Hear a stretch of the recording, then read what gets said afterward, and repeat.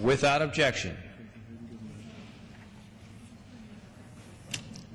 Under the Speaker's announced policy of January 6, 2009, and under a previous order of the House, the following members are recognized for 5 minutes each. Mr. Poe of Texas, gentleman from Indiana. Opposed, please.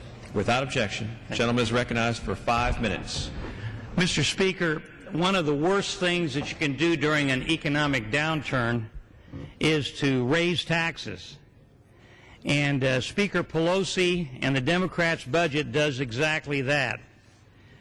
The amount of taxes that they anticipate raising in their budget, which we're going to debate next week, is $1.4 trillion.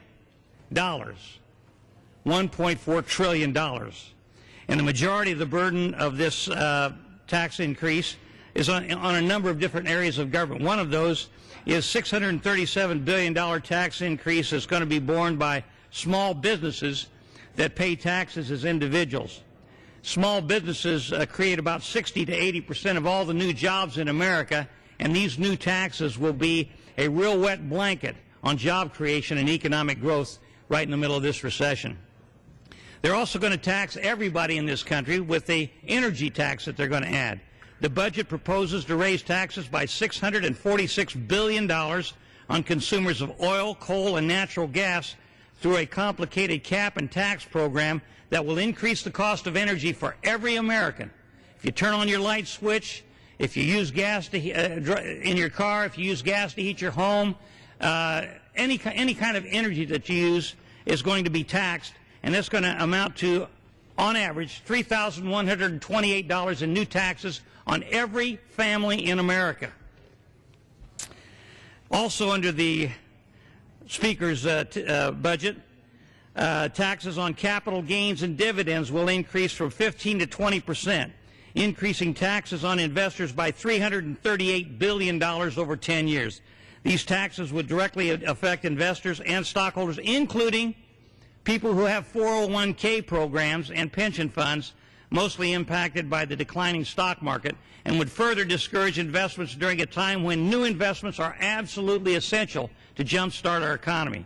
They're also going to tax charitable giving. They're going to reduce the amount of money that people can deduct from their taxes when they give money to charities. And the charities in this country indicate that's going to cost them at least $4 to $9 billion. Now, if the charities in this country can't spend that $4 to $9 billion that's given to them by the people of this country, then where are they going to get the money? Where are the people of this country going to get the money to solve these problems? It's going to probably end up on the back of the taxpayers. And then we have what's called the death tax that they're reinstating. And that says to everybody that has a business, if you want to pass it on to your relatives or your children or your grandchildren when you die, that there's going to be a tax on it. They're going to tax it and tax it and tax it so that the value of the property or the investment will go down dramatically, and many of the people who would inherit a business so that they could carry on, a farmer, an agricultural family, they will lose it because they can't pay the taxes. And then they're also going to tax investors, Part 2 investors. The budget would more than double the taxes on carried interest, increasing taxes up from the capital gains rate 15% to the income tax rate of 35%. And all I can say to my colleagues is that the Speaker and the Democrat proposal needs to be reevaluated. At a time when this economy is suffering, we need to have tax cuts, tax incentives for new job creation, tax cuts that will allow Americans to take more of their pay home that they can spend on things like refrigerators and cars and food and clothing. And what they're going to do is they're going to tax, which is going to be another wet blanket on the economy.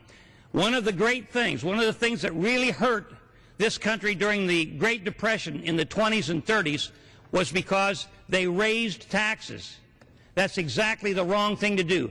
After Jimmy Carter put us in this trick bag with 14% unemployment, or 14% inflation and 12% unemployment, Ronald Reagan came in and cut taxes across the board.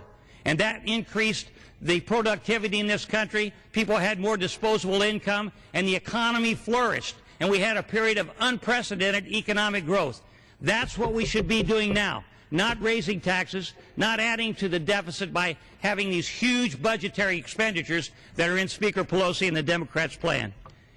Mr. Speaker, I hope that everybody will listen to what was just said, because we don't need tax increases and more spending right now. I yield back to balance my time. The gentleman yields back. Ms. Woolsey of California is recognized for 5 minutes. Thank you, Madam Speaker. Madam Speaker, the Obama administration is finalizing its strategy for Afghanistan, and it may announce the results of its war review in the next few days. President Obama inherited the situation in Afghanistan.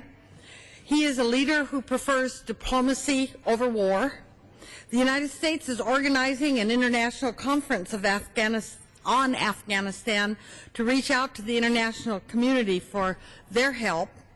And there's talk about sending a civilian surge, a surge of experts in such areas as agriculture, reconstruction, rebuilding,